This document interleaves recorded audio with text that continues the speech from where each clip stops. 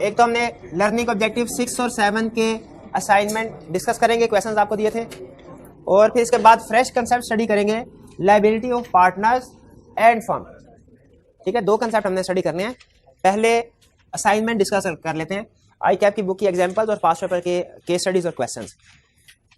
Previous lecture में learning objective 6 और 7 में हमने 2 चीजें स्टडी की थी, एक प्रॉपर्टी ऑफ पार्टनरशिप और दूसरा हमने स्टडी किया था concept authority of partners. Authority of partners में हमने स्टडी किया कि हर पार्टनर के पास एक इम्प्लॉयड अथॉरिटी होती है कि वो अपने एक्ट से फर्म को बाइंड करे, अपने एक्ट से फर्म को बाइंड करे, लेकिन शर्त यह है कि इंटेंशन हो फर्म को बाइंड करने की और ऑर्डिनरी कोर्स ऑफ बिजनेस में फर्म को बाइंड कर रहा हो। अगर ऑर्डिनरी कोर्स ऑफ बिजनेस से अलावा की कोई ट्रांजैक्शन है तो वो उसको फर्म को बाइंड नहीं कर पाएगा, क्योंकि वो उसके एम्प्लॉयड अथॉरिटी में शामिल नहीं। एक जनरल रूल हमने पढ़ा था कि हर पार्टनर के पास ये अथॉरिटी है कि वो अपने एक्ट से फर्म को यानी अदर पार्टनर्स को बाइंड कर सकता है।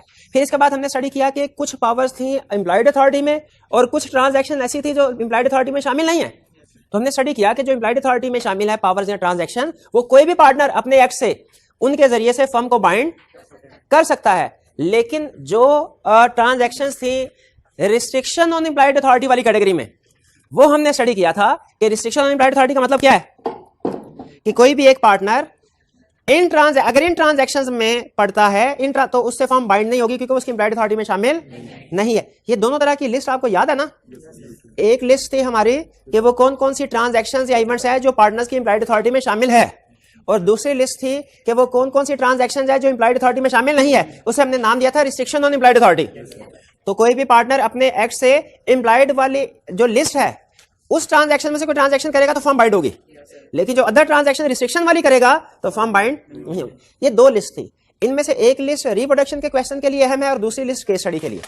जो केस स्टडी वाली लिस्ट है, जो केस स्टडी के पॉइंट जो पावर्स है ना एम्प्लॉयड अथॉरिटी में, वो केस स्टडी के लिए अहम है। वो कंसेप्ट आपको केस स्टडी में टेस्ट करेगा कि बताओ एक पार्टनर ने ये ट्रांजैक्शन किया, बताओ उसके लिए फर्म लायबल है कि नहीं। और जो रिस्ट्रिक्शन ऑन एम्प्लॉयड अथॉरिटी वाली लिस्ट है वो रिप्रोडक्शन के क्वेश्चन में आई कैप टेस्ट करता होता है। तो आपने रिस्ट्रिक्शन वाली को तो खास तौर पे रटा लगा लेना है, और जो बाकी की एम्प्लॉयड अथॉरिटी वाली एग्जांपल्स हैं उनको भी याद कर लें तो अच्छा है, वरना कम से कम 3-4 दफा पढ़ना है ताकि हमें पता चल जाए कि पार्टनर्स की एम्प्लॉयड अथॉरिटी में कौन कौन सी पावर शामिल हैं। ये हमने कंसेप्ट कवर कर लिए थे दोनों, property of the partnership firm वाला भी और अथॉरिटी वाला भी। ठीक,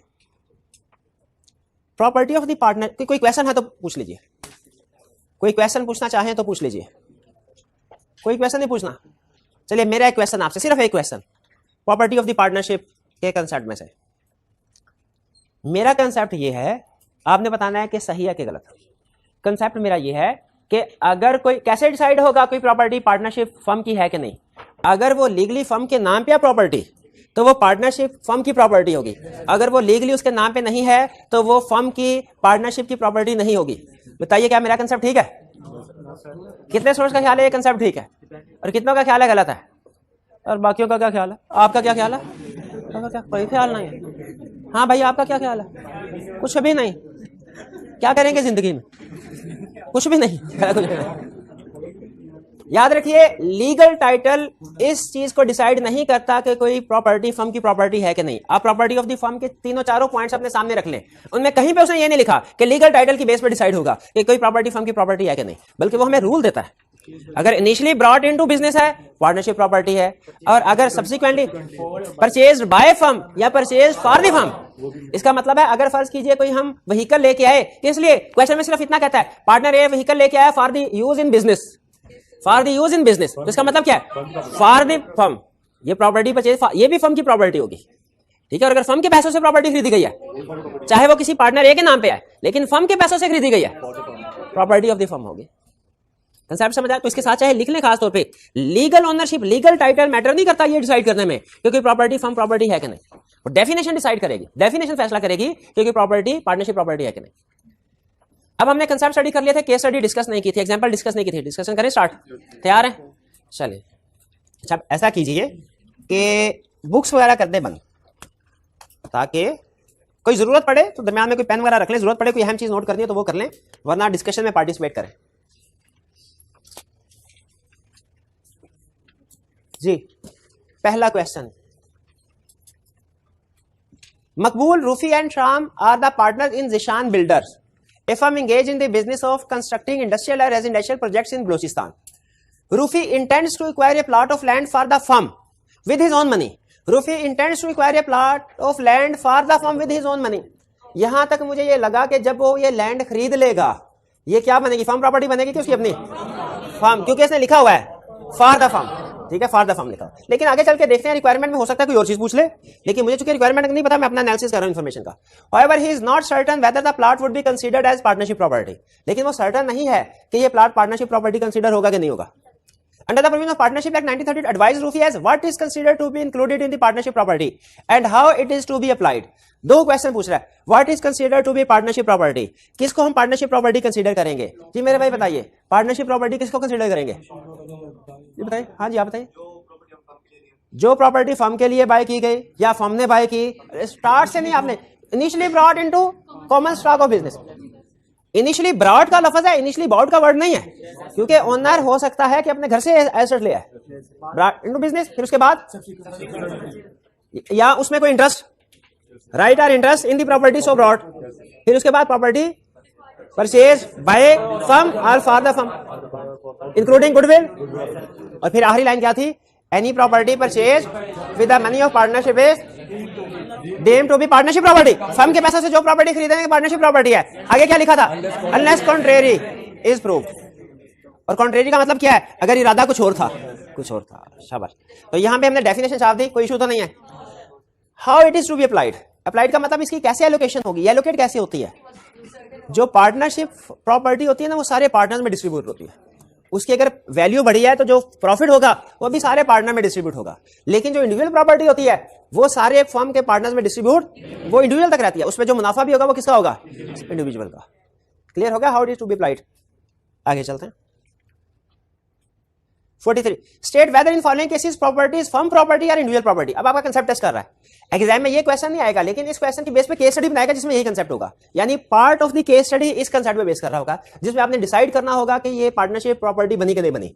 पहली case study, Arsalan A partner in a firm boys shares of A company in his own name. Company के शेयर बाय करता, क्या इन हिज ओन नेम से पता चल गया कि ये उसकी इंडिविजुअल प्रॉपर्टी है? नहीं, मैंने आपको बताया था लीगल टाइटल ये कंफर्म नहीं करता। डेफिनेशन में उसने लीगल टाइटल का जिक्र नहीं किया होता तो हम उसको भी कंसीडर करते। लीगल, इससे फर्क नहीं पड़ता कि प्रॉपर्टी किसके नाम पे है। लेकिन क्वेश्चन ये है कि क्या शेयर प्रॉपर्टी है? प्रॉपर्टी तो लैंड एंड बिल्डिंग नहीं होता। लॉ में प्रॉपर्टी से मुराद हर एसेट है। शाबाश। तो कह रहा है share in his own name without the authority of other partners but with the money and on account of the firm. किसका पैसा यूज हुआ? अब सिचुएशन ये, फर्म का पैसा यूज करके अपने नाम से एसेट खरीद लिया, तो क्या उसका हो गया? नहीं। Other partners claim that these shares are partnership property. Decide yes, these shares are partnership property. क्यों पार्टनरशिप प्रॉपर्टी है? क्योंकि ये है purchase with the money of the firm. Firm के, और इसमें कोई कॉन्ट्रेरी इंटेंशन नहीं नजर आ रही हमें, कोई कॉन्ट्रेरी इंटेंशन नहीं। कॉन्ट्रेरी इंटेंशन कब नजर आती? जब कहता कि फर्म से पैसे निकाले और अपना अकाउंट डेबिट कर दिया, अपना अकाउंट डेबिट कर दिया, अपना रिसीवेबल रिकॉर्ड कर दिया कि मैं फर्म को वापस करूंगा पैसे। ठीक, A clear? B, Azam Babar and Karim are partners in a business, they buy property in the name of fictitious person. In the name of fictitious person, इससे फर्क पड़ता है कि किसके नाम पे प्रॉपर्टी? लीगल टाइटल से फर्क नहीं पड़ता। With the money of the partnership, ये फर्म प्रॉपर्टी है। कैसे पता? फिक्टिशियस पर्सन से पता चला फर्म प्रॉपर्टी, मनी से पता चला। फर्म का पैसा यूज हुआ, फर्म की प्रॉपर्टी है। Clear? Unless contrary intention appear, इसमें कोई कॉन्ट्रेरी इंटेंशन अपीयर हो रहे, कुछ भी नजर नहीं आ रहा कि उसने पैसे निकाले तो क्या डेबिट किया, क्या क्रेडिट किया। अच्छा, मैं आपसे पूछता हूं, कॉन्ट्रेरी इंटेंशन उन्होंने कहा तो मुझे याद आ गया, एक बंदे ने अपनी व्हीकल फर्म को दी और फर्म में एंट्री रिकॉर्ड कर दी, vehicle debit, capital account credit. किसकी प्रॉपर्टी है? Firm property. ठीक है। लेकिन फर्ज कीजिए अगर क्वेश्चन में यह कह देता है कि वो व्हीकल लेके आया फर्म, लेकिन उसने अपना अकाउंट क्रेडिट नहीं किया और उसने कहा ना ना मेरा अकाउंट क्रेडिट ना करना, मेरा अकाउंट क्रेडिट ना करना, क्वेश्चन में मना कर दिया उसने। अब ये पार्टनरशिप प्रॉपर्टी है कि नहीं? पार्टनरशिप प्रॉपर्टी नहीं है, क्योंकि जो उसने कहा ना कि मेरा अकाउंट क्रेडिट ना करना, मेरा ना, इसका मतलब अपनी इंटेंशन बता रहा है कि ना ना भाई इसको पार्टनरशिप प्रॉपर्टी नहीं बनाना। क्योंकि देखिए एंट्री पूरी होगी ना, अकाउंटिंग में आप पढ़ते हैं एसेट डेबिट होगा तो कैपिटल क्रेडिट होगा, जब कैपिटल ही क्रेडिट नहीं तो एसेट कहां से डेबिट होगा? तो वो इंडिविजुअल, इसका मतलब है वो ये बताना चाह रहा है कि मेरी इंडिविजुअल प्रॉपर्टी इसको रखना। और इसी तरह अगर कोई फर्म की प्रॉपर्टी अपने घर ले जाए, अब घर ले जाए, क्या वो इंडिविजुअल प्रॉपर्टी बन जाएगी? फर्म की प्रॉपर्टी रहेगी। ठीक है। इंटेंशन उसने क्यों, कोई कॉन्ट्रेरी इंटेंशन नहीं है अभी तो। लेकिन अगर वो कहे कि प्रॉपर्टी लेके जाते उसने अपना अकाउंट डेबिट कर दिया, अपना अकाउंट डेबिट कर दिया। जो अपना अकाउंट डेबिट करना है ये क्या बता रहा है, वो ड्राइंग कर रहा है, इसको अपनी पर्सनल प्रॉपर्टी बना रहा है। उसने अपना कैपिटल अकाउंट उतने से कम कर दिया। कॉन्ट्रेरी इंटेंशन पता चलेगा, कैसे पता चलेगा, बुक में एंट्री की करेंगे, इससे पता, ये है कॉन्ट्रेरी इंटेंशन। आगे चलते हैं। C Numan and Usman are partners, Numan buy share from stock exchange in his own name, in his own, तो कंफर्म हो गया ना, नहीं हुआ, with the moneys and on account of the firm, firm property, firm के पैसों से खरीदा, फर्म प्रॉपर्टी है। Value of share subsequently increase by considerable amount, Numan claims that share are his personal property. क्या पर्सनल प्रॉपर्टी है? Personal property नहीं है, firm property है। क्यों? फर्म के पैसों से, और कॉन्ट्रेरी इंटेंशन है ही नहीं। The Sadia and Rabia are partners, Sadia buys land with partnership money for her sole benefit, partnership money से लिए फॉर हर सोल बेनिफिट। यहां तक रुक जाए, यहां तक कौन सी प्रॉपर्टी बन रही है? फर्म, क्योंकि पार्टनरशिप का पैसा इस्तेमाल हुआ है। Thereafter, Sadia debits herself in the firm books and becomes a debtor to the firm for the amount of the purchase money. Intention नजर आ रही है कि नहीं? कि वो कह रही है मैं उधार के तौर पे पैसे ले रही हूं, और इस उधार के पैसों से फिर, अब मुझे बताइए, ये जब उसने अपना अकाउंट डेबिट किया तो ये अब फर्म मनी तो नहीं ना रही, ये तो एक पार्टनर ने उधार के तौर पे पैसे ले लिए जो उसने वापस करने हैं। तो इससे इंटेंशन हमें बता रहा है कि उसकी इंटेंशन ये थी कि मैं इसको पर्सनल मनी बनाऊं और फिर उसके बाद उससे एसेट खरीदूं। Value of land increases subsequently by considerable amount, Rabia claims that the said land is property of the firm. ये प्रॉपर्टी हालांकि फर्म मनी से बाय की गई है, लेकिन फर्म प्रॉपर्टी ने, क्यों? Contrary intention appears. तो कैसे पता चला? बुक्स में एंट्री से। ओके, आगे चला। Kashif, Irfan and Shujat are partners in a firm, Irfan bought a shop in his own name, तो पता चल गया उसकी है? नहीं, लीगल टाइटल डेफिनेशन में नहीं है। He issued a cheque from the partnership account and debited his account with the purchase price. उसने पार्टनरशिप के अकाउंट से पैसे निकलवाए, यहां तक रहता ना, यहां तक, तो हम कहते हैं ये पार्टनरशिप प्रॉपर्टी है। अब आगे उसने कह दिया and debited his account with the purchase price. ये इंटेंशन बता रहा है, अपना अकाउंट डेबिट करने की रीजन उसकी ये थी कि इसको अपनी ड्राइंग्स बनाए, अपनी जाती मनी बना के फिर उसमें से एसेट खरीदे। ही रेंटेड, अच्छा यहां पे अब इंडिविजुअल प्रॉपर्टी बन गई। शाबाश, आगे चल। He rented out the shop and credited the receipts of rent in his capital account. उसने उस दुकान को किराए पे दे दिया और जो भी किराया आ रहा है उसको अपने कैपिटल अकाउंट में क्रेडिट कर रहा है, यानी किराया लेके अपना कैपिटल अकाउंट दोबारा बढ़ा रहा है। तो पार्टनर सब्सिक्वेंटली फ्रेश कैपिटल ला सकता है, अकाउंटिंग में शायद आपने पढ़ा होगा, ला सकता है, वो कोई प्रॉब्लम नहीं है। Kashif has objected to this practice and asked Irfan to register the shop in the firm's name contending that the shop is partnership property. Irfan disagreed. क्या पार्टनरशिप प्रॉपर्टी है? नहीं पार्टनरशिप प्रॉपर्टी। सारे का सारा केस जो है ना, ये इस डेबिटेड हिज अकाउंट इसके ऊपर बेस कर रहा है। इससे हमें पता चल गया उसकी इंटेंशन क्या है, और ये इंडिविजुअल प्रॉपर्टी है, फर्म की प्रॉपर्टी नहीं है। वो जो प्रैक्टिस कर रहा है बिल्कुल ठीक है, इसमें कोई प्रॉब्लम नहीं है, और ये फर्म के नाम पे ट्रांसफर करने की जरूरत नहीं। क्लियर हो गया वाले भाई आपको? आगे चलें। अच्छा सॉरी, रिक्वायरमेंट क्या थी? Explain what constitute partnership property under the partnership. ये तो पार्टनरशिप की डेफिनेशन पूछ रहा है। व्हाट कंस्टिट्यूट्स पार्टनरशिप, इस रिक्वायरमेंट का एंड से पहले की रिक्वायरमेंट का इस पूरे क्वेश्चन से कोई ताल्लुक नहीं है। फिर कह रहे हैं whether the shop is partnership property और नॉट। ये दूसरी रिक्वायरमेंट का ताल्लुक इस केस स्टडी से है। कह रहा है बताओ ये शॉप पार्टनरशिप प्रॉपर्टी है क्या? नहीं। हम कहेंगे नहीं है। क्यों नहीं है? क्योंकि हालांकि मनी और फर्म मनी से बाय की गई, लेकिन डेबिट कर दिया अपना अकाउंट, जो कि इंटेंशन शो कर रहा है कि इंडिविजुअल पार्टनर की इंटेंशन थी पर्सनल प्रॉपर्टी बनाए। ये क्लियर? अच्छा, इसमें दो रिक्वायरमेंट्स हैं एक लाइन के अंदर, एक सेंटेंस के अंदर दो रिक्वायरमेंट्स हैं। एग्जाम में आपने किसी एक को स्किप नहीं कर देना। रिक्वायरमेंट के अंदर सबसे अहम लफ्ज होता है एंड। रिक्वायरमेंट के अंदर सबसे अहम लफ्ज कौन सा है? क्योंकि एंड से पहले अलग रिक्वायरमेंट है और एंड के बाद अलग। जितने एंड्स होंगे क्वेश्चन की स्टेटमेंट रिक्वायरमेंट के अंदर, उतने ही पार्ट्स आपके बढ़ते जाएंगे, उतने ही रिक्वायरमेंट्स इंक्रीज होते जाएंगे। तो इसमें दो रिक्वायरमेंट्स थे। आगे चलते हैं। अच्छा, आपके ख्याल में पार्टनरशिप प्रॉपर्टी की डेफिनेशन लिखते हैं कितने मार्क्स होंगे? टोटल 7 मार्क्स थे। हाँ, मेरा भी ख्याल है 4 मार्क्स होंगे और 3 मार्क्स डिसीजन करने के शॉप क्या प्रोविजन लिखनी होगी हमें? क्या जब दूसरी रिक्वायरमेंट है शॉप वाली, इसमें डिस्कस प्रोविजन लिखनी होगी इसके? Badar and Yasin established a distribution agency for supplying low cost medicine to hospitals. Yasin by way of a verbal agreement. Verbal agreement valid होता है? सिर्फ कुछ वर्बल एग्रीमेंट्स हैं जो कि वैलिड नहीं है, उनका रिटर्न होना जरूरी है। कौन कौन से? Agreement on account of natural law manufacturing, time bar debt, completed gift. Completed gift return होना जरूरी। हाँ, रजिस्टर्ड होना, कंप्लीटेड गिफ्ट रजिस्टर्ड होना जरूरी है, जरूरी है। और आर्बिट्रेशन एग्रीमेंट का भी रिटर्न होना जरूरी है। एक और था शायद, पार्टनरशिप डीड रिटर्न होना जरूरी नहीं है। आर्बिट्रेशन, ठीक है। अच्छा, by way of verbal agreement allowed the agency to use his ancestral land for the business of the agency. कह रहे मेरे अबाओ अजदाद की प्रॉपर्टी लैंड है, उसे एजेंसी बिजनेस के लिए यूज कर लो। अबाओ अजदाद के नाम पे है, क्या वो पार्टनरशिप प्रॉपर्टी बन सकती है? बिल्कुल, ये ब्रॉड इनटू बिजनेस वाली है। यहां तक अगर क्वेश्चन रुकता है ना तो मैं ये कहूंगा ये पार्टनरशिप प्रॉपर्टी है, क्योंकि brought into business for firm use है। लेकिन आगे चलते कहता है Badar purchased a delivery van is in own name with the partnership बने। पार्टनरशिप के पैसों से डिलीवरी अपने नाम से खरीदी, फर्क पड़ता है? कोई फर्क नहीं। पार्टनरशिप बनी से बाय की फर्म प्रॉपर्टी। यहां तक फिर आगे क्या कह रहा है, Badar wants to repay the amount to the partnership and therefore a receivable has been recorded in the partnership books under the provisions of partnership act describe whether the above assets would be considered to be the partnership property. दो assets हैं, पहला land, दूसरा van. तो आपने clearly decision कर लिया होगा ना कि पार्टनरशिप प्रॉपर्टी नहीं है, क्योंकि कॉन्ट्रेरी इंटेंशन है, उसे अपना अकाउंट डेबिट कर दिया। लैंड पार्टनरशिप प्रॉपर्टी है कि नहीं? अगर आपने इसे वन वर्ड आंसर पूछे तो मैं कहूंगा है, इसलिए कि वो फर्म के यूज के लिए फर्म में इन की गई है।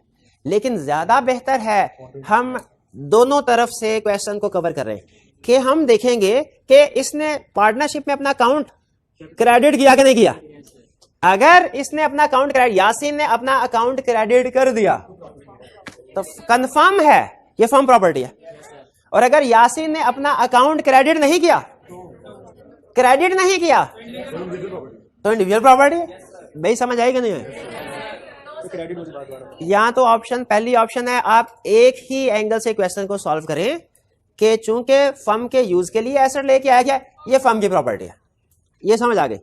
ये भी कर रहे हैं, ठीक है। दूसरा, जिस तरह हम फर्म से चीज निकाल के लेके जाते हैं, कैसे पता चलता है ये इंडिविजुअल है कि फर्म की है प्रॉपर्टी? बुक्स में एंट्रीज है। जब चीजें निकालेंगे तो अपना अकाउंट डेबिट करेंगे, और जब कोई चीज फर्म में ऐड कर रहे हैं, कैसे पता चलेगा फर्म प्रॉपर्टी है कि इंडिविजुअल? अकाउंट देखेंगे। अगर अकाउंट क्रेडिट किया उसने, यानी अपना कैपिटल बढ़ाया है, तो 100% कंफर्म हो गया फर्म प्रॉपर्टी है। और अगर अपना अकाउंट क्रेडिट नहीं किया उसने, तो इसका मतलब है वो इसको एज कैपिटल इंट्रोड्यूस नहीं करवा रहा, वो इसको अपना फ्रेश कैपिटल नहीं समझ रहा, ये फर्म प्रॉपर्टी नहीं, ये इंडिविजुअल प्रॉपर्टी होगी। तो चाहे वन वर्ड आंसर दे दें वन एंगल से, चाहे दोनों एंगल्स कवर कर लें कि जिस तरह कोई बंदा फर्म से निकाल के लेके जाता है पैसे, तो हम देखते हैं कि उसने अपना अकाउंट डेबिट किया कि नहीं किया। और अगर क्वेश्चन साइलेंट हो तो हम क्या कहते हैं? फर्म प्रॉपर्टी है। उसी तरह अगर कोई पार्टनर लेके आया तो हम देखेंगे अपना अकाउंट क्रेडिट किया कि नहीं किया। अगर क्रेडिट किया तो फर्म प्रॉपर्टी, और अगर क्वेश्चन साइलेंट है तो हम चूंकि फर्म यूज के लिए। ये क्लियर? आगे चले। 46 authority of a partner to bind the firm is called implied authority, provided कि वो इंटेंशन टू बाइंड फर्म हो, और सबसे अहम चीज ऑर्डिनरी कोर्स ऑफ बिजनेस की ट्रांजैक्शन हो। अब ऑर्डिनरी कोर्स ऑफ बिजनेस में कौन कौन सी ट्रांजैक्शन है, कैसे पता चलेगा? वो इम्प्लाइड अथॉरिटी के अंदर लिखी हुई है। ऑर्डिनरी कोर्स ऑफ बिजनेस की ट्रांजैक्शन, भाई अगर कोई ऑर्डिनरी कोर्स ऑफ बिजनेस की ट्रांजैक्शन और पार्टनर करता है, क्या वो दूसरे पार्टनर को बाइंड करेगी? कैसे पता चलेगा कौन कौन सी transaction ordinary course of business की है? लिस्ट है, और आपको मैंने बताया था ये लिस्ट केस स्टडी में वो टेस्ट करेगा। लिस्ट याद है? क्लास में कितने ऐसे स्टूडेंट्स हैं जिन्हें इम्प्लाइड अथॉरिटी की या उसकी रिस्ट्रिक्शन वाली लिस्ट याद है? दोनों में से कोई भी एक याद है? जमाने 8-8 थे शायद पॉइंट, 8-8 ना से 4-4 किसको याद है? शाबाश, सुनाइए। 3-4 पहले बताइए कौन सी बताने लगे, अथॉरिटी वाली कि रिस्ट्रिक्शन वाली? अथॉरिटी वाली बताइए, शाबाश। बाय गुड्स एंड सर्विसेज, कौन सी जिसमें फर्म डील कर रही है कि इमूवेबल? इमूवेबल के दोनों? ऑर्डिनरी कोर्स ऑफ बिजनेस की। जो इमूवेबल प्रॉपर्टी को बाय करना या सेल करना है, ये इम्प्लाइड अथॉरिटी में शामिल नहीं है। रिस्ट्रिक्शन में दोनों पॉइंट एक है। अच्छा मुझे बताइए, रिस्ट्रिक्शन में बाइंग इमूवेबल प्रॉपर्टी और डिस्पोज ऑफ इमूवेबल प्रॉपर्टी दोनों है कि कोई एक है? तो दो मुख्तलिफ पॉइंट्स है कि एक ही पॉइंट है? एक ही मुख्तलिफ, दो पॉइंट आ गए। तो इसका मतलब है अगर एक पॉइंट याद कर लें तो दो को एक दिन से दो शिकार। शाबाश, और शाबाश। तू बारो मनी ऑन बिहाफ ऑफ एक पार्टनर मनी बारो कर सकता है, लोन ले सकता है ट्रेडिंग बिजनेस में। जैसे लॉयर्स का बिजनेस ट्रेडिंग बिजनेस होता है, सर्विस बिजनेस। चार्टर्ड अकाउंटेंट का बिजनेस ट्रेडिंग बिजनेस होता है, सर्विस बिजनेस होता है। डॉक्टर्स का बिजनेस ट्रेडिंग बिजनेस होता है, सर्विस बिजनेस होता है। ट्रेडिंग, अच्छा। Authority of partner to buy is called implied authority. कह रहे list the acts which can not be exercised by partner as implied authority. बताया था ना कि दो लिस्ट हैं, एक रिलेटिव वाले क्वेश्चन में पूछता है, केस स्टडी में पूछता है। रिप्रोडक्शन वाले क्वेश्चन में रिस्ट्रिक्शन पूछता है। जो आपको नहीं याद होंगी, कंफर्म है नहीं याद होंगी जी। बैंक अकाउंट भी नहीं खुलवा सकता, शाबाश। और कर्जा माफ नहीं कर सकता, आउट ऑफ कोर्ट सेटलमेंट नहीं कर सकता। नहीं, ये तो मैंने क्लास में अल्फाज इस्तेमाल किए समझाने के लिए, जो बुक में लिखे हुए हैं वो बताएं। ये घर जाके नहीं पढ़े तो इसी तरह होता है, वो किसी तरह का सोल्यूशन देखे ना फौरन पता चल जाता है ये पढ़ने वाला है कि नहीं है। क्लास वाली एग्जांपल्स, क्लास वाले अल्फाज यूज किए होंगे, बुक वाले अल्फाज नहीं यूज किए होंगे, एग्जामिनर मार्क्स नहीं देता, क्योंकि आप अपने अल्फाज जो समझने समझाने वाला लॉ और है और एग्जाम में रटा लगाने वाला लॉ और है, ठीक है। तो हेडिंग्स तो कम से कम एक्सप्लेनेशन अपने अल्फाज में लिख लें, तो कम से कम हेडिंग तो वही होनी चाहिए ना। आगे रिस्ट्रिक्शन ऑन एम्प्लॉयड अथॉरिटी, बिल्कुल ठीक है। Under the provisions of Partnership Act 1932, list down any 4 restriction imposed on the implied authority of a partner. हमारी क्लास के 4 स्टूडेंट ऐसे हैं जो 4 रिस्ट्रिक्शन बता सकते हैं। हाँ, पार्टनरशिप एग्रीमेंट में नहीं, क्या था आखिरी, पार्टनरशिप एग्रीमेंट में एंटर नहीं हो सकती फर्म, ये रिस्ट्रिक्शन में था आखिरी। चले ठीक है, आगे चलते हैं। A and B are partners, A with the intention to bind the firm goes to a shop. अच्छा मुझे बताइए, 2 क्राइटेरिया एम्प्लॉयड अथॉरिटी में, इंटेंशन होनी चाहिए और ऑर्डिनरी कोर्स ऑफ बिजनेस। दोनों में से कोई एक भी फिट हो जाए तो एम्प्लॉयड अथॉरिटी काम कर जाएगी, कि दोनों पूरी होनी चाहिए। A with the intention to bind the firm, इसका मतलब अभी हम डिसाइड नहीं कर सकते। Goes to shop and purchases certain articles on behalf of the firm which are generally used in partnership business. ये क्यों लिखा generally used in partnership business, ordinary course of business, तो इसका मतलब ये एम्प्लॉयड अथॉरिटी है। एम्प्लॉयड अथॉरिटी में firm bind है कि नहीं। Subsequently, A uses these articles personally. Is firm liable to pay to supplier? क्या फर्म, उसने उठाया सामान उठाया, फर्म लायबल है। क्यों फर्म लायबल है? क्योंकि उसने एम्प्लॉयड अथॉरिटी के अंदर रहते हुए ट्रांजैक्शन किया। जब कोई अथॉरिटी के अंदर रहते हुए ट्रांजैक्शन करता है तो वो फर्म पे बाइंडिंग है। जब कोई पार्टनर अथॉरिटी के अंदर रह के ट्रांजैक्शन करता है, फर्म पे बाइंडिंग है, अदर पार्टनर्स पे बाइंडिंग है। जैसे जब कोई एजेंट अपनी अथॉरिटी के अंदर रह के ट्रांजैक्शन करता था, प्रिंसिपल पे बाइंडिंग होती थी। सिमिलर कंसेप्ट पार्टनरशिप में है, जब कोई पार्टनर अपनी अथॉरिटी के अंदर रह के ट्रांजैक्शन करता है वहां पे, तो पार्टनर की अथॉरिटी में कौन कौन सी ट्रांजैक्शन है? 7 है कि 8 है? 8 वही ट्रांजैक्शन, तो इसमें फर्म लायबल है। Sale and purchase of normal goods, क्या लिखा था, ऑर्डिनरी कोर्स ऑफ बिजनेस, तो इसमें फर्म लायबल है कि नहीं। 2 चीजों से हमें पता चला, एक इंटेंशन से और दूसरा ऑर्डिनरी कोर्स ऑफ बिजनेस। किधर लिखा हुआ है जनरली, किधर लिखा था, जनरली यूज लिखा, यहां तक क्लियर। हाँ, फर्म थर्ड पार्टी को फर्म लायबल होगी, क्या बाद में फर्म उस पार्टनर से रिकवर करवा सकती है? यस बिल्कुल, बाकी पार्टनर करवाएंगे ना उसे, ये हम स्टडी करेंगे आगे। रॉन्गफुल एक्ट एक कंसेप्ट है, अगर कोई, और फ्रॉड वाला कंसेप्ट भी है। थर्ड पार्टी को तो फर्म लायबल होगी, लेकिन बाद में उस अल्टीमेट रिस्पॉन्सिबल कौन होगा? वो पार्टनर जिसने रॉन्गफुल एक्ट किया, वो पार्टनर जिसने फ्रॉड किया। अल्टीमेटली सही कह रहे हैं, बिल्कुल ही पार्टनर लायबल होगा। जैसे अगर एजेंट अपनी अपेरेंट अथॉरिटी के अंदर आके ट्रांजैक्शन करे, लेकिन प्रिंसिपल ने उसको मना किया हुआ था, अब थर्ड पार्टी को नहीं पता कि अथॉरिटी रिस्ट्रिक्टेड है, थर्ड पार्टी ने एजेंट के साथ एग्रीमेंट कर लिया, प्रिंसिपल लायबल है कि नहीं? लायबल है थर्ड पार्टी को, लेकिन थर्ड पार्टी को पे करने के बाद एजेंट से पैसे। सिमिलर कंसेप्ट यहां पे है, सिमिलर कंसेप्ट यहां पे। क्लियर? ये 49 a deal a partner in the firm of chartered accountants borrows money and execute a promissory note in the name of the firm। तो फर्म का नाम आ गया, तो is this transaction binding on the firm? Firm का नाम आ गया तो binding है, ट्रेडिंग बिजनेस नहीं है। हाँ, एम्प्लॉयड अथॉरिटी में क्या शामिल होता है? सर्विस के लिए बारो लेना, ठीक है। ये ट्रांजैक्शन फर्म के ऊपर बाइंडिंग नहीं है, एम्प्लॉयड अथॉरिटी में नहीं है, ये एम्प्लॉयड अथॉरिटी में नहीं है। टू ड्रॉ चेक का मतलब क्या होता है? बैंक अकाउंट में जो पैसे पड़े हैं वो निकलवाने, ये और कंसेप्ट है। उधार लेना और कंसेप्ट है। 50 partnership deed of a trading firm placed a restriction on authority of the partners to sell the goods. उन्होंने क्या जिम्मेदारी लगाई, और सॉरी क्या रिस्ट्रिक्शन लगाई? गुड को सेल नहीं कर सकता। One of the partner sell the good, एक पार्टनर ने गुड्स, अलग रिस्ट्रिक्शन थी।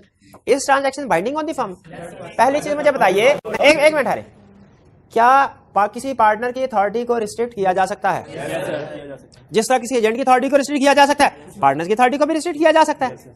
अब जब एजेंट ने अपनी अथॉरिटी से एक्सीड किया, डिपेंड करता है थर्ड पार्टी को नॉलेज है कि नहीं है। वैसे दो चीजों पे भी डिपेंड करता है, रेटिफाई किया कि नहीं किया, इमरजेंसी सिचुएशन थी। लेकिन चूंकि क्वेश्चन में कोई इसका जिक्र नहीं है, आप उसको साइड पे भी लगा सकते हैं, लिखना चाहे सोल्यूशन में लिख भी सकते हैं, साइड पे भी। अगर एजेंट ने अपनी अथॉरिटी से एक्सीड किया, प्रिंसिपल थर्ड पार्टी को लायबल है कि नहीं, डिपेंड करता है। थर्ड पार्टी को पता है कि एक्सीड किया था तो प्रिंसिपल लायबल नहीं, और अगर थर्ड पार्टी को नहीं पता था, यहां पे भी एक पार्टनर ने अपनी अथॉरिटी से एक्सीड किया, फर्म लायबल है कि नहीं, डिपेंड करता है। अगर थर्ड पार्टी को पता था पार्टनर अपनी अथॉरिटी से एक्सीड कर रहा है, फर्म लायबल नहीं है, और अगर थर्ड पार्टी को नहीं पता था, clear. 51 Jazib and Ghalib are partners in the firm. Partnership deed restricts the implied authority of Jazib to borrow money in the name of firm. Firm trading firm होगी, उन्होंने कहा कि जी जाजिब बारो नहीं कर सकता। Jazib borrows money from Sahar bank limited SBL. Jazib ने Sahar bank limited से लोन ले लिया, था एम्प्लॉयड अथॉरिटी में, जनरली एम्प्लॉयड अथॉरिटी में होता है जनरली, लेकिन फर्म ने रिस्ट्रिक्ट कर दिया, अपनी अथॉरिटी से एक्सीड किया। इस ट्रांजैक्शन बाइंडिंग ऑन फर्म, क्या फर्म के ऊपर बाइंड, डिपेंड्स। शहर बैंक को पता था अगर तो पार्टनर अथॉरिटी से एक्सीड कर रहा है तो फर्म लायबल नहीं है, वो फिर पार्टनर से पैसे निकलवाएगा, और अगर शहर बैंक को नहीं पता था फिर firm liable.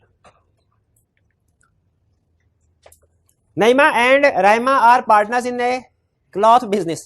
Naima orders in firm's name and on firm's letterhead to be supplied with 2 bags of wheat at her residence.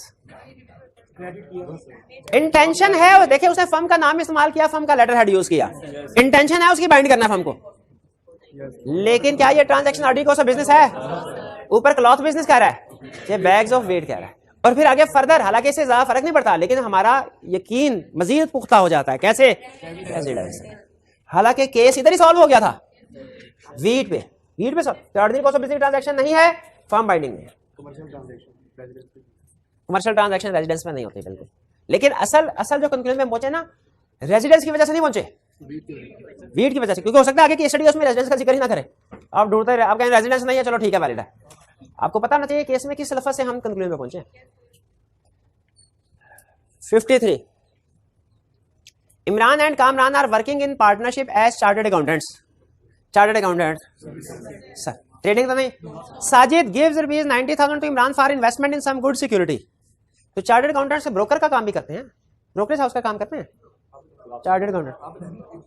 नहीं करते हैं। क्या चार्टर्ड अकाउंटेंट्स ब्रोकर होते हैं? नहीं होते, नहीं होते। ब्रोकर क्या होता है? जो स्टॉक, हाँ, दानिश का दोस्त, जो स्टॉक है। आपको कैसे पता चला ड्रामे का जिक्र कर रहा हूं? मैं तो अपने दानिश के, अपना दोस्त दानिश का कोई दूसरा दोस्त है उसका जिक्र कर रहा था। ब्रोकर वो होता है जो स्टॉक एक्सचेंज में शेयर सेल परचेज करता है। हमारे घर के बाहर जो बंदा प्रॉपर्टी की सेल परचेज करता है उसे हम क्या कहते हैं? Property dealer. जो स्टॉक एक्सचेंज में बैठ के कंपनीज के शेयर सेल परचेज करता है उसे क्या कहते हैं? ब्रोकर। वो कहता है चार्टर्ड अकाउंटेंट 90,000 दिया, उसे कहा भाई किसी अच्छे इन्वेस्टमेंट में शेयर खरीद लोगे अच्छे। Imran does not tell anything to his co partner. अच्छा, क्या ये ऑर्डिनरी कॉस्ट ऑफ बिजनेस की ट्रांजैक्शन है? चार्टर्ड अकाउंटेंट्स नॉर्मली फर्म्स का ऑडिट करते हैं, वेरिफिकेशन वाले काम करते हैं, रिकॉर्ड्स की वेरिफिकेशन वाले काम करते हैं। इन्वेस्टमेंट वगैरह वाले काम नॉर्मली इक्का दुक्का कोई कर रहा हो तो कर रहा हो, नॉर्मली नहीं करते। तो ये ऑर्डिनरी कॉस्ट ऑफ बिजनेस की ट्रांजैक्शन है। Imran does not tell anything to his co partner Kamran about it and misappropriates the money, और पैसे लेके भाग जाता है। Sajid files a suit on the firm for the recovery of his ₹90,000। Sajid का तो पार्टनर है, पार्टनर के एक्ट के लिए फर्म लायबल नहीं होती उस वक्त जब एम्प्लॉयड अथॉरिटी का केस हो। क्या ये एम्प्लॉयड अथॉरिटी का केस है? एम्प्लॉयड अथॉरिटी का केस क्यों नहीं है? ऑर्डिनरी कॉस्ट ऑफ बिजनेस की ट्रांजैक्शन नहीं है, क्योंकि उनका रूटीन का काम इन्वेस्टमेंट, शेयर्स में इन्वेस्टमेंट करना नहीं होता। चलिए चलिए, अगली केस स्टडी जिसको कहूंगा वो बताएगा। तैयार है? ये भाई से पूछे, तैयार है? ये तैयार है? किस लिए? केस स्टडी सॉल्व करने के लिए। Amjad, Babar and Zahid are partners. Zahid and active partners signed a land transfer deed on behalf of firm without authorization from other partners to improve cash flows of the firm. Cash firm को पैसों की जरूरत थी, उसके लिए उसने लैंड ट्रांसफर, लैंड बेच दी. क्या फर्म के ऊपर बाइंडिंग है? क्यों बाइंडिंग नहीं है? ये ऑर्डिनरी कोर्स ऑफ बिजनेस की ट्रांजैक्शन नहीं है. कैसे पता चला ऑर्डिनरी कोर्स की ट्रांजैक्शन? ये एम्प्लॉयड अथॉरिटी में नहीं है, ये रिस्ट्रिक्शन में है. रिस्ट्रिक्शन में जितनी भी एग्जांपल्स हैं वो ऑर्डिनरी कोर्स ऑफ बिजनेस की नहीं है. क्लियर हुआ मेरे भाई? ये सेल ऑफ इमूवेबल प्रॉपर्टी हमने एम्प्लॉयड अथॉरिटी की लिस्ट में पढ़ा था कि नहीं पढ़ा था? बताइए. एम्प्लॉयड अथॉरिटी की लिस्ट में नहीं पढ़ा था, रिस्ट्रिक्शन में पढ़ा था.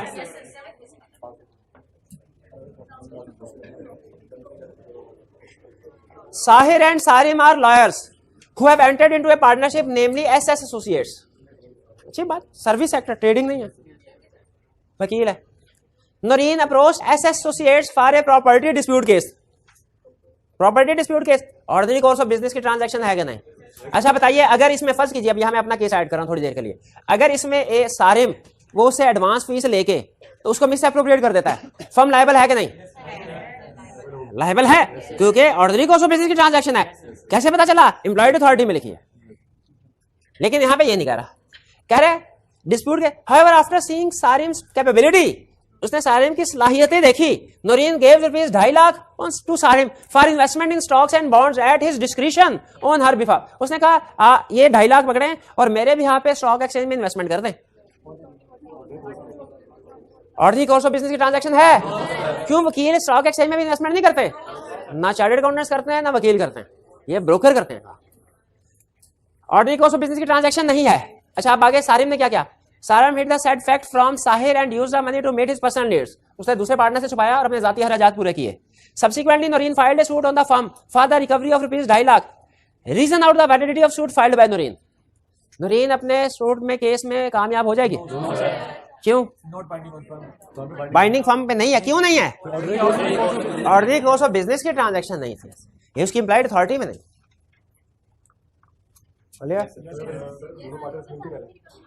अगर दोनों पार्टनर्स मिलके कर रहे होते तो फर्म के नाम से केस फाइल नहीं हो सकता, इंडिविजुअल पार्टनर के नाम.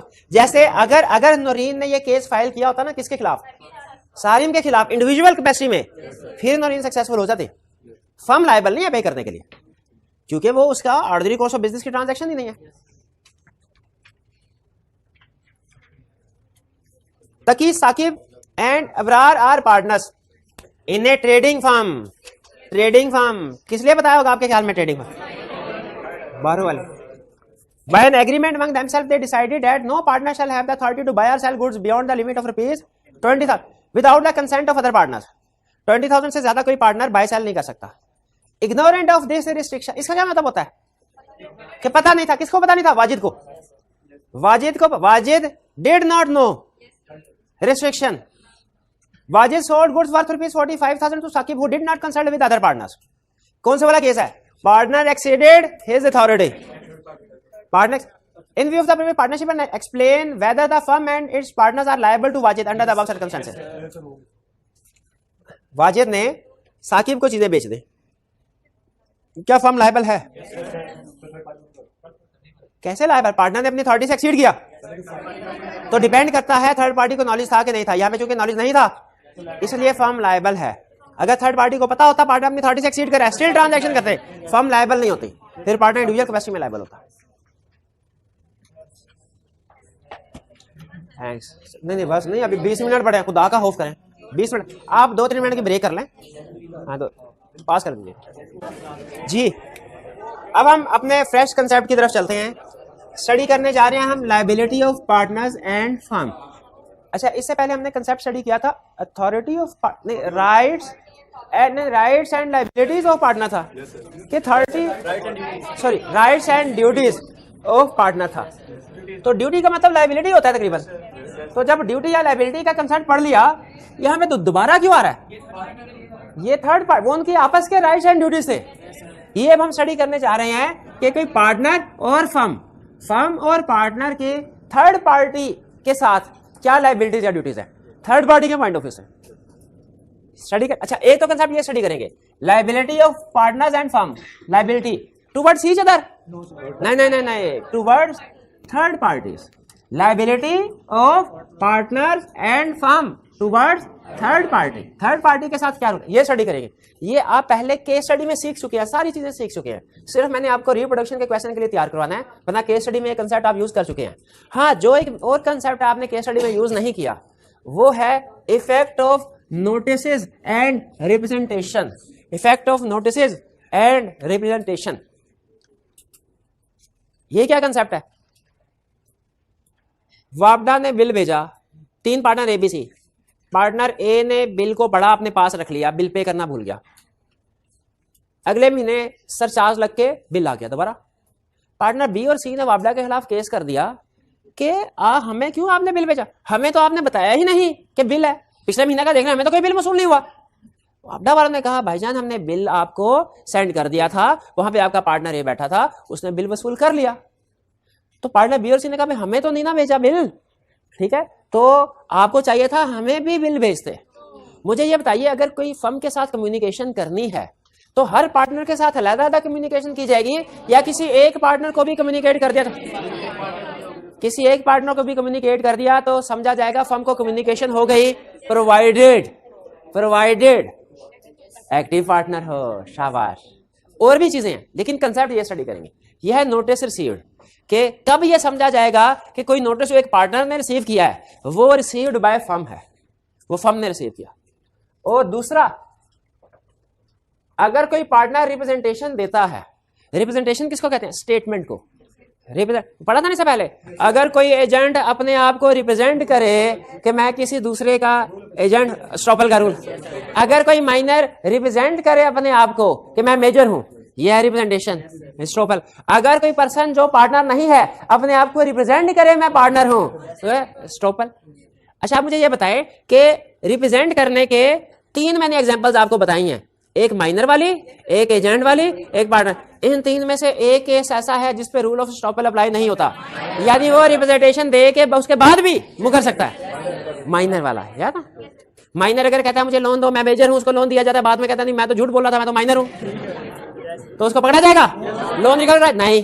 अगर कोई बंदा कहे मैं इस फर्म का पार्टनर हूं और कोई बैंक उस फर्म को लोन दे दे, बाद में इस फर्म डिफॉल्ट करे, इस पार्टनर से पैसे रिकवर करवाए जा सकते हैं। ये कहे नहीं मैं तो झूठ बोल रहा था, मैं तो पार्टनर नहीं हूं, लॉ कहता नहीं आप पार्टनर बन गए हो, रूल ऑफ स्टॉपल इस पे अप्लाई होगा, पार्टनरशिप पे अप्लाई, पार्टनर पे अप्लाई होगा रूल ऑफ स्टॉपल, एजेंट पे अप्लाई होगा रूल ऑफ स्टॉपल, माइनर पे अप्लाई नहीं होगा रूल ऑफ स्टॉपल, माइनर। तो ये रिप्रेजेंटेशन का वर्ड आपके लिए नया नहीं है, पहले पढ़ा हुआ। रिप्रेजेंटेशन मतलब स्टेटमेंट देना लोगों को, तो स्टेटमेंट देना, तो कौन सी स्टेटमेंट एक पार्टनर देगा तो उसकी ऑफिशियल स्टेटमेंट, फर्म की स्टेटमेंट समझी जाएगी। ये पढ़ेंगे, ये पढ़ेंगे, ये पढ़ेंगे। अब पहले लायबिलिटी स्टडी कर लेते हैं। लायबिलिटी में है 3 situations, liability for acts of firm, liability for wrongful acts bye partner, liability for misapplication of money और प्रॉपर्टी बाय पार्टनर। ये है फर्म की लायबिलिटी का पार्टनर पे क्या इंपैक्ट आएगा, फर्म की लायबिलिटी का पार्टनर या फर्म के डेट्स का पार्टनर पे क्या इंपैक्ट है। यह है पार्टनर के एक्ट का दूसरे पार्टनर्स पे या फर्म पे क्या इंपैक्ट है। ये हमारा जनरल रूल है। कौन सा रूल है? पार्टनरशिप में बताइए पार्टनर्स की लायबिलिटी क्या होती है for the acts of firm. 2 लफ्ज बोले थे, जॉइंट, सेवरल। जॉइंट का मतलब क्या है कि सारे पार्टनर लायबल है, सेवरल का मतलब क्या है अनलिमिटेड लायबिलिटी है, इसका यही मतलब है। Every partner is liable, joint, इसको हमने नाम दिया था जॉइंट, अनलिमिटेड लायबिलिटी सेवरल। हाँ, लेकिन ये कहते हैं ठीक है सेवरल लायबिलिटी है, सेवरल लायबिलिटी है, जॉइंट एंड सेवरल, लेकिन अगर कोई पार्टनर अपने शेयर से ज्यादा पे कर देता है, दूसरे लोगों से एक्सेस अमाउंट रिकवर करवा सकता है। अगर कोई पर्सन अपने शेयर से ज्यादा पे करता है वो दूसरे लोगों से रिकवर करवा सकता है। कहां पढ़ा? जॉइंट प्रॉमिसर में भी, याद है, वही कंसेप्ट है। तो ये बेसिकली वो लायबिलिटी है जो हम रूटीन में पढ़ते हैं, इसमें कोई नया कंसेप्ट नहीं है, ठीक है। हर पार्टनर की लायबिलिटी जॉइंट एंड सेवरल होती है, इसमें कोई नया कंसेप्ट नहीं, ठीक। अब नया कंसेप्ट होना है यहां, पहले मुझे बताइए, ओके आइए। Liability for wrongful acts by a partner और liability for misapplication of money और property by a partner. 2 cases बता रहा हूं। पहले ये हेडिंग ऊपर वाली पढ़नी है, नीचे नहीं, पहले ऊपर फर्क समझे दोनों, रॉन्गफुल एक्ट में और मिस एप्लीकेशन में क्या फर्क है। आपको 2 एग्जांपल बता रहा हूं, पहले तसल्ली से दोनों एग्जांपल सुननी है, डिसीजन नहीं करना फौरन। दोनों एग्जांपल सुनने के बाद डिसीजन करना, एक एक करके डिसीजन नहीं करना। पहली एग्जांपल, हमने एक पार्टनर से कहा भाईजान वो फर्नीचर का ऑर्डर आया हुआ था, कस्टमर ने कहा था 20 तारीख को लाजमी भिजवा देना, तो आज हमने 20 तारीख की सुबह ऑर्डर तैयार कर दिया है, आज आपने जिस वक्त आप फ्री होना ऑर्डर कस्टमर को ले जाएगा, वरना एग्रीमेंट में लिखा हुआ है कि वो हमारे खिलाफ केस करके हमें डैमेजेस पे करना पड़ जाएंगे, हमें डैमेजेस पे करना पड़ेगा, आज लाजमी ले जाना। इनके हवाले कर दिया, ये भूल गए, सोए रहे, मैच देखने में मसरूफ हो गए, मोबाइल गेम्स खेलते रहे, 2-3 दिन हो गए डिलीवरी नहीं किया फर्नीचर। बाद में हमने पूछा भाई फर्नीचर डिलीवर कर दे, ओहो मुझे तो अभी याद आया, तो डिलीवरी नहीं किया। उधर गए, उधर कस्टमर ने कहा भाई अब तो मैं रिसीव नहीं करूंगा जब तक मुझे डैमेजेस पे नहीं करोगे। एक एग्जांपल समझ आ गई। दूसरी एग्जांपल, ये पार्टनर ऑफिस में थे, एक बंदा है कहेगा सर मैंने फर्नीचर का ऑर्डर देना है, उन्होंने कहा सर ये कैटलॉग है पसंद कर ले, आपको हफ्ते बाद फर्नीचर मिल जाएगा। कस्टमर ने पसंद किया, एडवांस दिया, इन्होंने एडवांस जाके जुआ खेला है उससे, दुबई सैर करने निकल गए। अब बताइए पहले वाला रॉन्गफुल एक्ट बाय पार्टनर, ये कौन सी एग्जांपल थी? एक रॉन्गफुल एक्ट है, एक मिस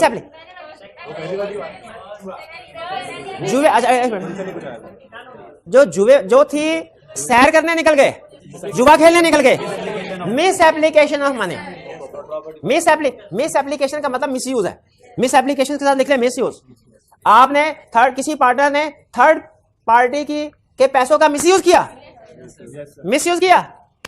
फर्म लायबल है कि नहीं? फर्म लायबल है। किसी पार्टनर ने रॉन्गफुल एक्ट किया जिसे कस्टमर का नुकसान हुआ, फर्म लायबल है कि नहीं? फर्म लायबल है। ठीक है, क्लियर ये? तो अगर कोई पार्टनर रॉन्गफुल एक्ट से हमेशा ये ज़हन में है पार्टनर ने नेग्लिजेंस का मुजाहरा किया जिससे थर्ड पार्टी को नुकसान हुआ, रॉन्गफुल एक्ट करे, firm is liable to third party. ये तो हो गया एक्सटर्नल, जैसे ये भी दो एक्सटर्नल थे। अब देखिए है लायबिलिटी टुवर्ड्स थर्ड पार्टी, लेकिन थर्ड पार्टी की लायबिलिटी डिस्कस करने के साथ साथ इंटरनल भी डिस्कस करेगा। यहां पे इसने कहा थर्ड पार्टी के लिए हमारी लायबिलिटी पार्टनर की जॉइंट एंड सेवरल है, फिर उसने इंटरनल भी डिस्कस करी एक्सप्लेनेशन के तौर पे कि अगर एक पार्टनर का शेयर ज्यादा होगा वो दूसरों से रिकवर करवा लेगा। यहां पे कह रहा है अगर कोई एक पार्टनर किसी कस्टमर के साथ रॉन्गफुल एक्ट करता है तो पूरी फर्म लायबल होगी, लेकिन थर्ड पार्टी को फ्री करने के बाद, सेटल करने के बाद सारे का सारा जो नुकसान होगा कौन बर्दाश्त करेगा?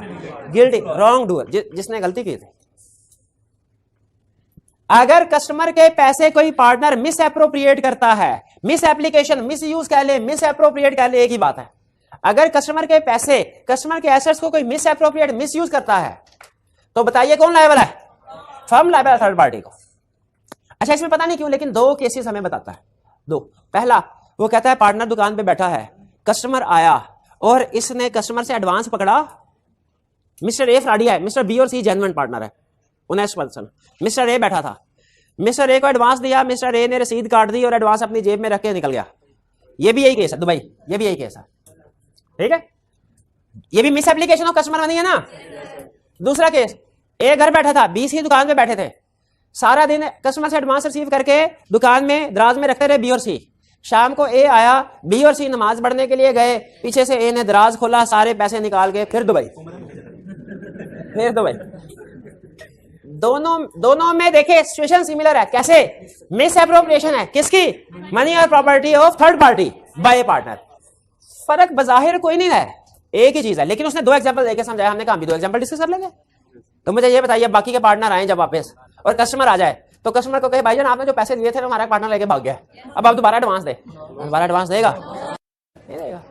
किसी बैंक के अकाउंट में आप पैसे जमा करवाएं, ब्रांच में अपने अकाउंट में पैसे जमा करवाएं और उसमें डाका बढ़ जाए, बैंक वाले ये कहते हैं कि भाईजान आपके पैसे जो थे डाका बढ़ गया, अब गए। बैंक वो नुकसान खुद बर्दाश्त करता है। हाँ, उस ब्रांच मैनेजर को जिसकी नेग्लिजेंस थी उसको फिर पकड़ लेगा बैंक, लेकिन वो उसका अपना इंटरनल मैटर है। हमें तो अपने तो याद रखे, थर्ड, अगर कोई partner miss application, miss appropriation of money करता है, थर्ड पार्टी के लिए फर्म लायबल है। Third party compensate, firm third party को अनअफेक्टेड रखेगी, उसको कंपनसेट करेगी। हाँ, विद इन द फर्म उस मिस एप्लीकेशन जिस पार्टनर ने किया है। क्लियर हो गया? तीनों में फर्क समझ आ गया? ये तो है इजी था, ये तो आसानी से समझ आ जाता होता है ना। Liability for acts of firm के, फर्म के केस में पार्टनर्स की लायबिलिटी, फर्म ने अगर कोई एक्ट ऑफ फर्म का, तो फर्म ने अगर कोई लोन लिया है तो पार्टनर की लायबिलिटी क्या है? ये एक्ट ऑफ फर्म के साथ इसकी भी एग्जांपल, इसकी एग्जांपल बता दी ना, इसकी भी एग्जांपल लिखे। लोन बाय फर्म, कोई फर्म लोन लेती है, हर पार्टनर की लायबिलिटी जॉइंट एंड सेवरल है। इसकी क्या एग्जांपल बताई थी? फर्नीचर पहुंचाया नहीं टाइम पे। इसकी क्या एग्जांपल बताए थे? दराज से पैसे निकाल के दुबई निकल गया। जिधर मर्जी भेज दें। क्लियर? अब सुने, इफेक्ट ऑफ कब समझा जाएगा कि एक पार्टनर को नोटिस दिया इज इक्वल टू फर्म को नोटिस दिया? सबसे पहले नोटिस देना चाहिए एक्टिव पार्टनर को। आपने अगर किसी फर्म के खिलाफ केस फाइल करना है, फर्म के खिलाफ केस फाइल करना है, आपने फर्म के एड्रेस पे गए और जो लीगल नोटिस था, 3 पार्टनर है, तीनों पार्टनर्स को देंगे कि किसी एक पार्टनर को भी दे सकते? लेकिन शर्त है पार्टनर एक्टिव हो। स्लीपिंग पार्टनर को नोटिस दिया वो वैलिड नोटिस नहीं समझा जाएगा। दूसरी शर्त, रिलेट करता हो अफेयर्स ऑफ द फर्म के साथ, पार्टनर के पर्सनल अफेयर के साथ रिलेट ना करता हो। पार्टनर ने अगर जाति किसी का लेना देना है उसका, तो अगर पर्सनल नोटिस मिला उसको, वो उसका फर्म से कोई ताल्लुक नहीं है, फर्म के मामला से। एक्टिव पार्टनर को देना है और नोटिस रिलेट करना चाहिए अफेयर्स ऑफ फर्म के साथ।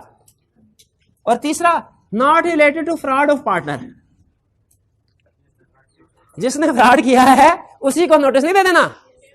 अगर फर्ज कीजिए हमने फर्म के खिलाफ हम एक पार्टनर ने, जैसे पिछला केस था नूरीन वाला, सारिम वाला, नूरीन ने किसको दिए थे? 2 सारिम और कौन सा था? सारिम के साथ दूसरा पार्टनर कौन था? साइमा नहीं थे, साहिर। सारिम ने पैसे लेके निकल गया वो, ठीक है। अब इसके बाद लीगल नोटिस नूरीन ने देना है।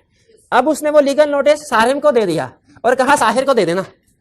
अब साहिम जो फ्रॉड करके गया है उसने नोटिस भी जरूर, पागल है वो, देगा दूसरे पार्टनर को नहीं। क्या ये नोटिस फर्म को समझा जाएगा? नहीं। इसलिए कि दिया एक्टिव पार्टनर को, रिलेट भी फर्म के फेयर से कर रहा है, लेकिन उसी पार्टनर को दे दिया जिसका मसला है। क्लियर? जी जी हाँ, वो जाहिर डिपेंड करता है कि उन्हें पता हो कि ये बंदा फ्रॉड में इन्वॉल्व है। ये 3 पॉइंट्स के लिए इसका रिप्रेजेंटेशन मेड। अच्छा मुझे ये बताइए, KFC में आप नहीं, KFC रहने दें, JFC, ठीक है। हम एक हमारा क्लाइंट था, उसके करीब एक शॉप थी फ्राइड चिकन की, उसका नाम था JFC। लेकिन KFC का बर्गर और JFC का बर्गर दोनों आमने सामने रख देना, सिर्फ प्राइस से पता चलता था कि फर्क है, बाकी कम से कम हमें कोई फर्क नहीं पता चलता था। रूटीन के खाने में उनको शायद फर्क पता। कोई एम्प्लॉय JFC का कोई एम्प्लॉय है, वो ये कह दे सर आपको पता है हम अपना बर्गर इतना सस्ता क्यों बेचते हैं? अब क्यों बेचते हैं? सर गधे का गोश्त है। एम्प्लॉय ने कह दिया। आप क्या उस एम्प्लॉय की स्टेटमेंट को, अब आप उसके खिलाफ लीगल केस करना चाहते हैं, क्योंकि कभी कभार अचानक आपके मुंह से अजीबोगरीब आवाजें निकलना शुरू हो जाती है जब से बर्गर खाया। आप उस दुकान वाले के मालिक के खिलाफ केस कर, क्या एम्प्लॉय की स्टेटमेंट को, एम्प्लॉय की रिप्रेजेंटेशन को सबूत के तौर पे पेश किया जा सकता है कोर्ट में? नहीं किया जा सकता है, ये डिपेंड करता है, बल्कि नहीं किया जा सकता, इसलिए कि एम्प्लॉय को सारे मामलात का पता नहीं होता। ओके, नहीं सर ये इसको गलत फहमी हो गई है, गलत फहमी हो गई है। लेकिन अगर यही स्टेटमेंट एम्प्लॉय की बजाय कोई पार्टनर दे, कोई पार्टनर कहे हाँ जी हमारे बिजनेस में चाइल्ड लेबर होती है, हम बच्चों, हालांकि इलीगल है, हमारा बिजनेस मनी लॉन्ड्रिंग भी करता है, हमारा बिजनेस टैक्स चोरी करता है, हमारा बिजनेस स्मगलिंग करता है। अगर कोई एक पार्टनर ये रिप्रेजेंटेशन दे, क्या उसकी इस स्टेटमेंट को फर्म के खिलाफ एविडेंस के, यही बता रहे, लेकिन शर्त है क्या? Related to affairs of the firm और made in ordinary course of business, ठीक है। क्योंकि रूटीन के जो पार्टनर्स, क्योंकि partners normally ordinary course of business से अवेयर होते हैं, अपने मामला से अवेयर होते, तो ये दो शर्तें पूरी हो जाएं तो फिर किसी एक पार्टनर की स्टेटमेंट को फर्म के खिलाफ यूज किया जाता है। लेकिन वो कोई एक्स्ट्रा ऑर्डिनरी किस्म की सिचुएशन या सेट तो फिर यूज नहीं किया जा सकता। आपने सिर्फ इसको याद कर लेना है, मजीद एग्जांपल्स के चक्कर में नहीं पड़ना। कंसेप्ट बेसिक समझ आ गया ना कि एक पार्टनर की स्टेटमेंट को फर्म के खिलाफ किसी लीगल केस में एविडेंस के तौर पे यूज कर सकते हैं कि नहीं? कर सकते हैं, अगर उसने स्टेटमेंट जो दी है वो फर्म से अफेयर से रिलेट कर रही है, ऑर्डिनरी कोर्स ऑफ बिजनेस, ठीक है। जैसे हमने जो एग्जांपल दी इसमें सारी एग्जांपल तकरीबन फर्म के अफेयर से रिलेट कर रहे थे। क्लियर? ये था हमारा आज का लर्निंग ऑब्जेक्टिव। आपके होम असाइनमेंट नोट कर लिया आपने? चलिए रिटन फॉर्म में आपने करके आनी है होम असाइनमेंट, खास तौर पे आई कैप के पास पेपर लाजमी किया कीजिए। आज का लेक्चर यहाँ पे खत्म करते हैं हम। अल्लाह हाफिज।